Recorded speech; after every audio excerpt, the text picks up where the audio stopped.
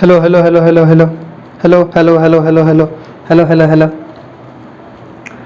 जय हिंद दोस्तों, कैसे आप सब? आई होप आप सब अच्छे होंगे। तो चलिए आज बात करते हैं न्यूटन्स लॉ ऑफ मोशन में, न्यूटन्स फर्स्ट लॉ ऑफ के बारे में, फर्स्ट लॉ ऑफ मोशन के बारे में। ठीक है, तो जैसा कि जान रहे कि ये सब हमें पढ़ना पड़ रहा है, न्यूटन सर ने दिया है। तो चलिए न्यूटन सर ने मेहरबानी करके ये लॉ निकाला, तो चलिए बात कर ही लेते हैं और पढ़ ही लेते हैं। ठीक है, क्योंकि इंपॉर्टेंट है यार। चलिए Newton's first law of motion में सबसे पहला अगर हम लोग जानने का कोशिश करेंगे तो वो मोशन को जानने की कोशिश करेंगे कि मोशन होता क्या है। ठीक है, तो अगर कोई ऑब्जेक्ट ठीक है, इसका कोई भी स्पीड हो, हाँ है ना, कोई भी स्पीड हो इस डायरेक्शन में, तो ये यहां से यहां पे चला गया। ठीक है, वो यहां से क्या हुआ, यहां चला गया। तो जब इसका क्या हुआ ना, एक्चुअली में इसका स्टेट चेंज हो गया, और जब स्टेट चेंज हो गया तो हम इसी को मोशन बोले। किसी ऑब्जेक्ट को यहां से रखा और उस पर स्पीड लगा और वहां चला गया। ठीक है, मतलब from one place to another place, तो उसको क्या क्या स्टेट चेंज कर दिया। अब स्टेट चेंज हुआ तो क्यों चेंज हुआ? क्योंकि इस पे कुछ फोर्स लगा। ठीक है, तो यही है कि मोशन किसको कहेंगे, तो स्टेट चेंज होता है तो उसको मोशन कहते हैं, और मोशन का काउज क्या है, तो वो है फोर्स। चलिए इतना हम जान गए। अब तो फोर्स का जब बात उठी गया है तो चलिए फोर्स के बारे में भी जान लेते हैं कि फोर्स होता क्या है। तो किसी चीज को अगर आप पुल और पुश करो ना, तो उसको हम फोर्स कहते हैं। ठीक है, पुल और पुश करो। तो अब देखिए, किसी शॉप में जाओ, गलती हमारे से भी होती है और आपसे भी होती है और सबसे भी होती है, ये होती ही होती है। ठीक है, होता क्या है ना कि कहीं ना कहीं आपका वो जो गेट होता है ना, उस पर हम क्या करते हैं ना, पुल करते हैं, पर एक्चुअली करना क्या होता है, पुश करना होता है। और कहीं कहीं हम पुश करते हैं, करना क्या होता है, पुल करना पड़ता है। तो ये सब बातें हैं। ठीक है, सबको इससे कोई रिलेट नहीं था, बस मैंने आपको बताया क्या हमने ये गलती किया। तो होता क्या ना कि फोर्स भी वही चीज है कि किसी चीज को पुश करो या पुल करो, उसको हम फोर्स कहते हैं। जब फोर्स का बात यहां तक आ गया कि किसी को पुल करते हैं या पुश करते हैं, तो उसको हम कहते हैं फोर्स। तो फोर्स क्या वेक्टर क्वांटिटी है या स्केलर क्वांटिटी है? तो फोर्स जो है ना वो वेक्टर क्वांटिटी है। क्या है? वेक्टर क्वांटिटी है। अब वेक्टर क्वांटिटी क्यों है, फोर्स वेक्टर क्वांटिटी क्यों है? क्योंकि अगर किसी ऑब्जेक्ट को ठीक है, किसी भी ऑब्जेक्ट को, चलिए इसको बताने से पहले मैं एक थोड़ा सा छोटा चीज बताता हूं कि फोर्स का जो एसआई यूनिट होता है ना, फोर्स का एसआई यूनिट वो न्यूटन होता है। फोर्स का एसआई यूनिट न्यूटन होता है, भूलिएगा नहीं। फोर्स ये देखिए, ये जो न्यूटन का जो वर्ड है ना, ये आपको पूरा इस चैप्टर पे ही मिलेगा, न्यूटन न्यूटन न्यूटन। तो ये फोर्स का एसआई यूनिट न्यूटन होता है, और सीजीएस यूनिट होता है डाइन। ठीक है, डाइन।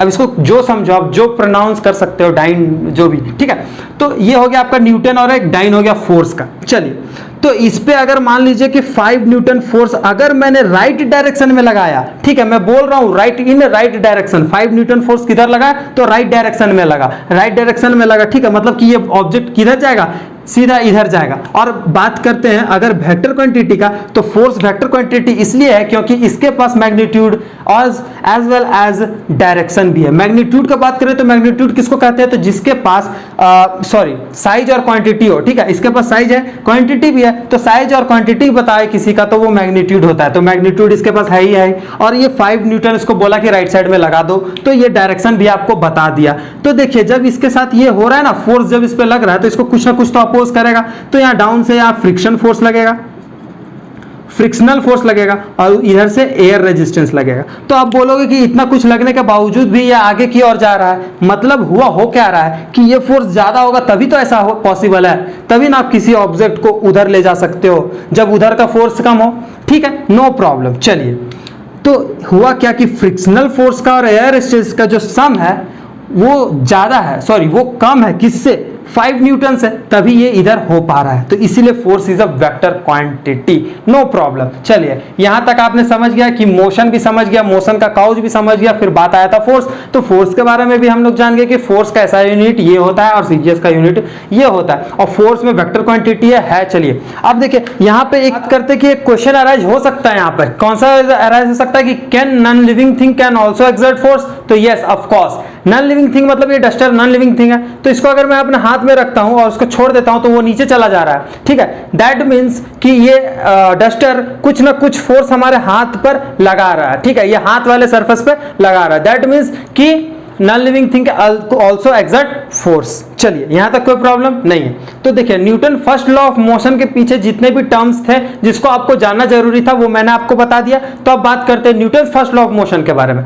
तो Newton first law of motion क्या कहता है ना कि कोई बॉडी अगर रेस्ट में हो तो रेस्ट में रहना पसंद करेगा और मोशन में है तो मोशन में रहना पसंद करेगा, तब तक कि जब तक कि कोई उसको एक्सटर्नल फोर्स अप्लाइड ना किया जाए उस चीज पर। ठीक है, तो ये है Newton first law of motion. आइए इसको डिफिनेशन से अच्छे तरीके से एक्सप्लेन करते हैं। ठीक है, तो देखिए डेफिनेशन अगर देखा जाए फर्स्ट लॉ ऑफ मोशन का, तो an object at rest stay at rest. कोई ऑब्जेक्ट रेस्ट में हो तो रेस्ट में रहना चाहेगा, an object in a motion वो मोशन में रहना चाहेगा, stay in motion with the same speed and same direction. ठीक है, unless act upon bye N unbalanced force. ये है आपका Newton's first law of motion का, यू कैन राइट इट। ठीक है, आप लिख सकते हो इसे वीडियो पॉज करके। चलिए अगर आप बात करते हैं इसमें कि अनबैलेंस्ड फोर्स मैंने यहाँ पे लिखा है। ठीक है, आपको मैं हर टर्म्स के बारे में बताऊंगा, इसके बारे में लिखा है अनबैलेंस्ड फोर्स, तो अनबैलेंस्ड फोर्स के बारे में बात करेंगे। ठीक है, तो देखिए अगर फोर्स बैलेंस्ड हो, ठीक है, अगर फोर्स बैलेंस्ड हो, अगर फोर्स बैलेंस्ड हो तो बॉडी एट रेस्ट, अगर बॉडी रेस्ट पर हो तो उसका वेलोसिटी 0 मीटर पर सेकेंड होगा, और मोशन में हो मतलब क्या हो कि यूनिफॉर्म वेलोसिटी हो, सॉरी यूनिफॉर्म मोशन में हो। कोई बॉडी यूनिफॉर्म मोशन में हो तो उसका वेलोसिटी 0 मीटर पर सेकेंड होगा क्या? नहीं होगा। That means velocity is not equal to 0 metre per second. चलिए ये हो गया बैलेंस फोर्स के बारे में। अगर इसमें अनबैलेंस हो मतलब इसको अपोज कर दिया जाए तो क्या वो बॉडी, जो बॉडी मूव कर रहा था वो रुक सकता है, और जो नहीं कर रहा सकता वो मोशन में आ सकता है। तो यही था Newton's first law of motion में, इसीलिए यहां पे कहा गया अनलेस एक्टेड अपॉन बाय, मतलब जब तक उस पर अनबैलेंस्ड फोर्स एक्ट ना किया जाए तब तक वो रेस्ट में है तो रेस्ट में रहना पसंद करेगा, मोशन में है तो मोशन में रहना पसंद करेगा। Now you can note it. आपने डेफिनेशन के थ्रू उसे अच्छे से समझ चुका है कि फर्स्ट लॉ ऑफ मोशन किसको कहते हैं। ठीक है, तो फर्स्ट लॉ ऑफ मोशन आपने समझ गया, Newton's first law of motion. अब Newton first law of motion को ही हम लोग लॉ ऑफ इनर्शिया भी कहते हैं। क्या कहते हैं? Law of inertia. तो अब लॉ ऑफ इनर्शिया इसको क्यों कहते हैं? क्योंकि इनर्शिया का मतलब ही होता है कि अगर कोई बॉडी रेस्ट में तो रेस्ट में रहना चाहेगा और मोशन में तो मोशन में रहना पसंद करेगा। ठीक है, तो अगर इसमें हम सबसे पहला बात करें तो वो है इनर्शिया ऑफ रेस्ट। ठीक है, अब देखिए इनर्शिया ऑफ रेस्ट को मैं एक्सप्लेन आपको थोड़ा प्रैक्टिकली वे में कराता हूं कि इनर्शिया ऑफ रेस्ट होता क्या है। तो देखिए अगर कोई ऑब्जेक्ट को, जैसे कि मैं ले रहा हूं, 1 मिनट रुकिए, देखिए एक कॉपी है। ठीक है, और कॉपी के नीचे क्या, एक पेपर रख दिया, और पेपर के बाद मैंने एक डस्टर को रख दिया। ठीक है, कोई दिक्कत नहीं। अगर मैं इस पेपर को, ये जो पेपर है ना, इसको अगर मैं सडनली खींच लूं तो क्या हुआ कि ये मोशन में है, मतलब इसको खींचूंगा तो ये मोशन में है ना, लेकिन ये जो डस्टर है ये तो रेस्ट पे है। दैट मीन्स क्या, ये रेस्ट पे, तो ये रेस्ट पे रहना पसंद करेगा। तो इसको मैं सडनली खींच लूं तो ये बॉडी यहीं पे रहेगा क्या? बिल्कुल रहेगा। लेकिन अब देखिए इसमें बात क्या है कि अगर इसको मैं जेंटली खींचूं तो क्या डस्टर को भी लेते आ रहा है। ठीक है, तो यही बात है कि इसको प्रैक्टिकली मैं आपको बता दिया कि इनर्शिया ऑफ रेस्ट क्या है। तो यही है कि अगर किसी ऑब्जेक्ट, जैसे कि मैंने अभी सडनली खींचा तो वो रेस्ट पे ही रहना पसंद करेगा, जेंटली खींचा तो क्या वो धीरे धीरे आ गया। ठीक है, तो यही है इनर्शिया ऑफ रेस्ट। ठीक है, इनर्शिया ऑफ रेस्ट का अगर मैं बात करूं,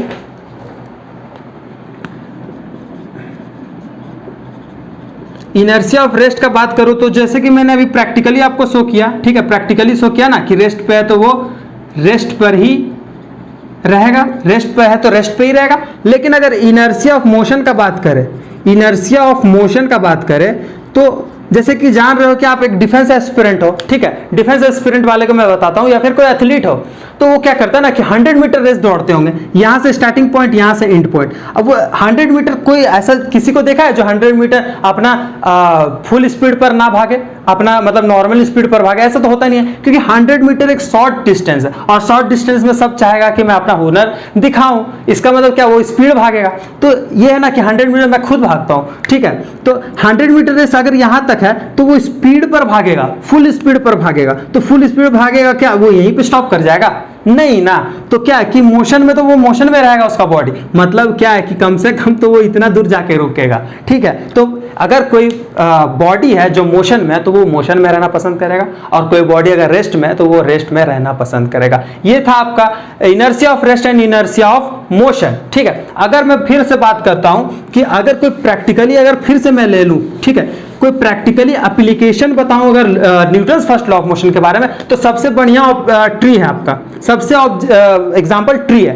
ट्री इसलिए है क्योंकि अगर ट्री है और ट्री में कोई एक डाली है, ठीक है, मान लीजिए यही डाली, और इस डाली पे कुछ फ्रूट्स लगे हुए हैं, कुछ फ्रूट्स लगे हुए हैं, ठीक है। अब इस डाली को अगर आप पकड़ के ऐसे करके जोर से इसको मतलब हिलाओगे, ठीक है, जोर से इसको झटका दोगे, तो यहां पर क्या होगा, ये तो रेस्ट पे है पर ये आप मोशन में, मतलब कभी आप इसको इधर कर रहे हो कभी इधर कर रहे हो, दिस वे में करते हो, ठीक है। बचपन में हमने किया है और आप सब भी किया होगा कि अगर फल लगे हुए तोड़ना अगर मुश्किल होता है तो क्या करते हैं, डाली को हिला देते हैं जोर से, जिसके क्या करो फ्रूट्स गिरने लगता है। तो वही यहाँ पे भी होता है, वो हम उस समय तो थोड़ी जानते थे कि Newton first law of motion लग रहा है यहाँ पे। तो देखिए एक्चुअली में होता है वहां पे Newton first law of motion लगता है। देखिए क्या होता है ना कि इसको झटका लगता है, और झटका लगने के कारण ये रेस्ट पे है, ठीक है, यहाँ पे इस डाली को झटका लग रहा है लेकिन वो फल क्या रेस्ट में है, तो उसको अचानक सडन होने के कारण ना वो फल टूट जाता है और फल नीचे गिर जाता है। ठीक है, तो ये था ट्री का एग्जांपल। अब देखिए और डे टू डे लाइफ में क्या होता है ना कि बहुत कोई बच्चे इंडोर गेम खेलते हैं, तो उसमें अगर मैं कैरम का बात करूं